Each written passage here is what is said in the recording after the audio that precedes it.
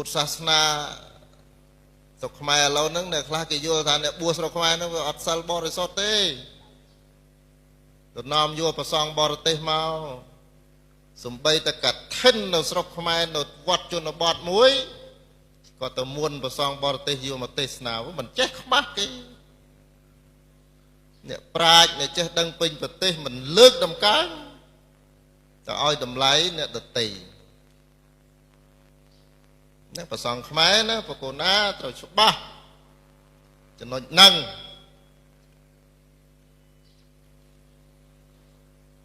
ឲ្យទៅឃើញបរទេសចុះពីយន្តហោះមកលៀងជើងទាំងអស់សិតតែស្ដេចសង្ឃហើយមានស្ដេចសង្ឃឯណាអាត្មាស្គាល់លោកអស់ទាំងអស់ហ្នឹងស្រុកអាស៊ីអាគ្នេយ៍អ្នកធំប្រហែលស្គាល់ទាំងអស់អ្នកធំ4-10អង្គហ្នឹងចឹងសាសនានោះវាផ្សារភ្ជាប់ជាមួយនឹងប្រពៃណីនិងជាតិនិយមរបស់ខ្មែរហើយប្រសងនេះមានតួនាទីដើម្បីនឹងផ្សារភ្ជាប់នេះយកព្រះពុទ្ធសាសនាដែលព្រះអង្គត្រាស់សម្ដែងជាទស្សនវិជ្ជាក្តីជាការអប់រំកូនចៅក្តីក្នុងសង្គមក្តីក្នុងនយោបាយក្តីសេដ្ឋកិច្ចក្តីនឹងយកទៅបង្រៀនពុទ្ធបរិស័ទយកទៅអនុវត្តចំពោះពុទ្ធបរិស័ទចំពោះព្រះសង្ឃនៅក្នុងសង្គមនេះទើបស្រុកយើងបានល្អញ៉ឹងទេញាតិញោម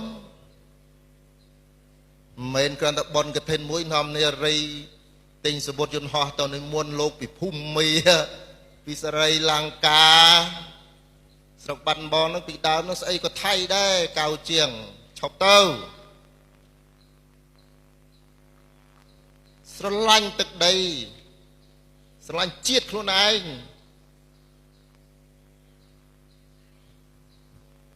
អត់ចេះឈឺចាប់ណាលើផែនដីមានព្រះអរហន្តដែរជិះយន្តហោះមកទេសនាហ្នឹងកណាស្គាល់លោកទាំងអស់វាមិនទាំងអស់ 100% តែកណាស្គាល់ភាគច្រើនព្រោះកណាធ្វើការលើឆាកអន្តរជាតិហ្នឹងវា20ឆ្នាំហើយកណាស្គាល់មិនស្គាល់ដេគុណណាជានរណានោះអញ្ចឹងសាសនាជាមលុបហ្នឹងគឺមលុបគ្រប់យ៉ាងណាបកូនណារាប់ចាប់តាំងពីព្រះអង្គឲ្យសេចក្តី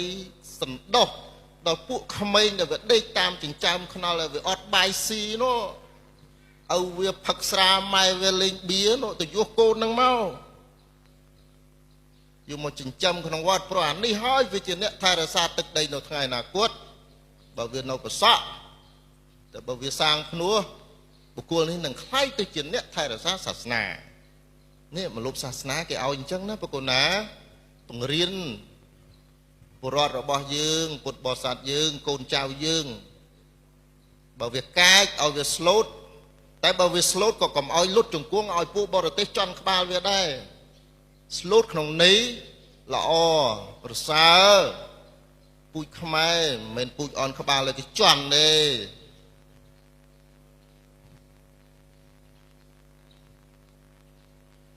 ជាតិយើង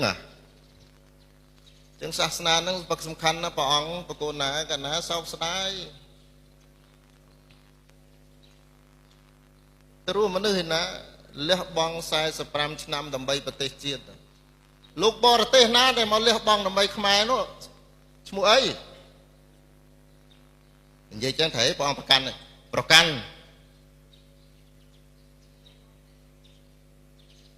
លើភពផែនដីនេះណាមិនមែនជាទឹកដីរបស់ព្រះអរហន្តទេ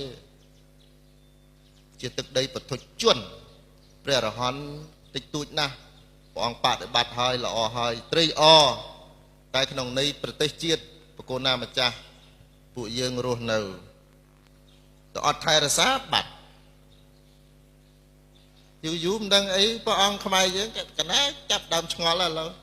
តែលោកខ្មែរឬលោកភូមាឬលោកលង្កាឬលោកយ៉ាងម៉េចនេះប្រពៃណីដូនតាសម្ដេចព្រះសង្ឃរាជជួនណាលះបង់ពធារៈសម័យនោះខំ